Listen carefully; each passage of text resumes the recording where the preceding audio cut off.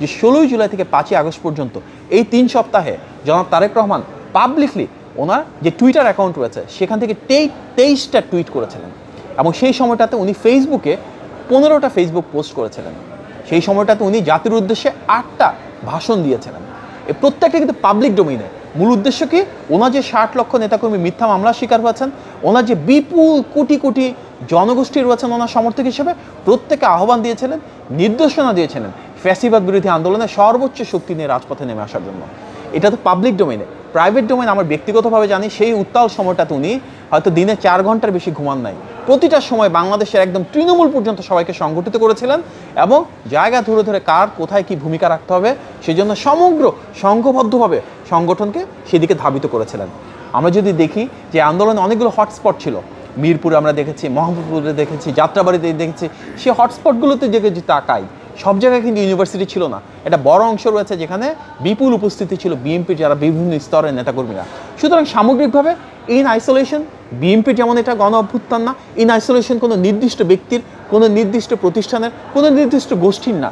এই গণ অভ্যুত্থানের মাধ্যমে আমরা দেখেছি যে সারা বাংলাদেশ যদি এক হয়, গণতন্ত্রের পক্ষে প্রতিটি ব্যক্তি, প্রতিটি প্রতিষ্ঠান, প্রতিটি রাজনৈতিক দল যদি কাঁধে কাঁধ মিলে রাজনীতিতে রাজপথে একসাথে থাকে, তাহলে বাংলাদেশে ফ্যাসিবাদের আর কখনো ঠাঁই হবে না। সুতরাং এটা ছিল এমন একটা পরিস্থিতি যেখানে একদিকে ছিল ফ্যাসিবাদ, আরেকদিকে ছিল দেশে এবং বিদেশে বাংলাদেশের পক্ষে, বাংলাদেশের স্বাধীনতা সার্বভৌমত্বের পক্ষে, গণতন্ত্রের পক্ষে প্রতিটি ব্যক্তি এবং প্রতিষ্ঠান।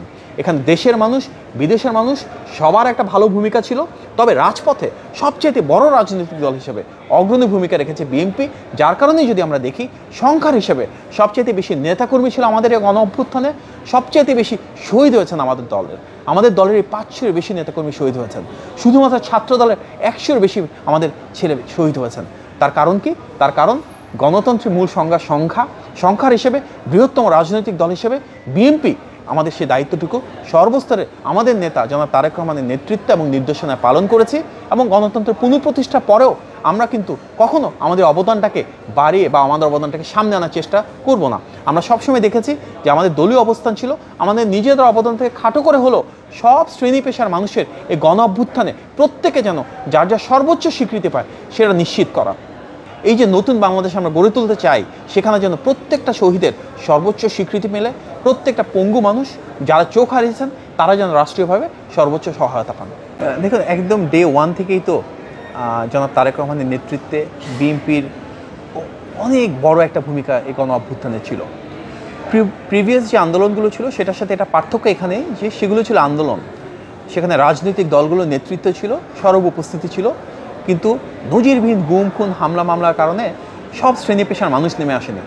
কিন্তু একটা ফ্যাসিবাদ পতনের জন্য গণ অভ্যুত্থান প্রয়োজন।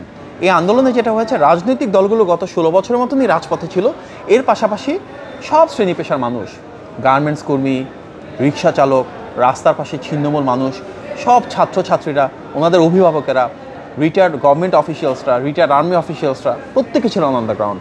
সুতরাং আমরা সবাই মিলে কিন্তু কাঁধে কাঁধ মিলিয়ে এই ফ্যাসিবাদের পতন ঘটিয়েছি। তবে বাস্তবতা হচ্ছে সংখ্যার হিসাবে বাংলাদেশের সবচেয়ে বড় এবং জনপ্রিয় রাজনৈতিক দল বিএনপির তো নেতা কর্মী সমর্থকের সংখ্যা সবচেয়ে বেশি।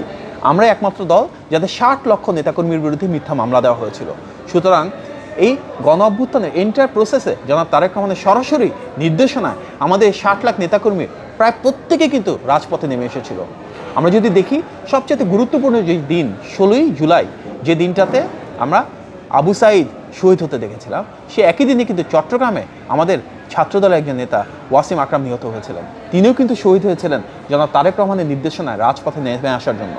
17 তারিখে আন্দোলন রাজপথে হয় নাই, কিন্তু 17 তারিখে বিএনপির অফিস থেকে এবং তারপর সারা বাংলাদেশ থেকে আমাদের প্রায় 5000-এর বেশি নেতাকর্মীকে গ্রেফতার করা হয়। কারণ কি? কারণ সরকারের কাছে তথ্য ছিল বিএনপি সর্বস্তরের নেতাকর্মীরা রাজপথে নেমে এসে আন্দোলনকে বেগবান করতে যাচ্ছেন। 18 তারিখে যেদিন আবু সাঈদ মারা গেলেন, সে একই দিনে কিন্তু ছাত্রদলেরও অনেকেই মারা গিয়েছেন। অর্থাৎ 18 তারিখে আরও একটা গুরুত্বপূর্ণ দিনে রাজপথে শহীদ হওয়ার সংখ্যার ভিতরে কিন্তু ছাত্রদের সংখ্যা অনেক বেশি। তার কারণ কি? বিএনপি থেকে সাংগঠনিকভাবে আমাদের সেন্টার থেকে ওয়ার্ড পর্যায় পর্যন্ত পুরো সাংগঠনিক কাঠামোকে ব্যবহার করে আমাদের জনাব তারেক রহমানের নেতৃত্বে সবাই কিন্তু ধাপে ধাপে রাজপথে নেমে এসেছিলেন।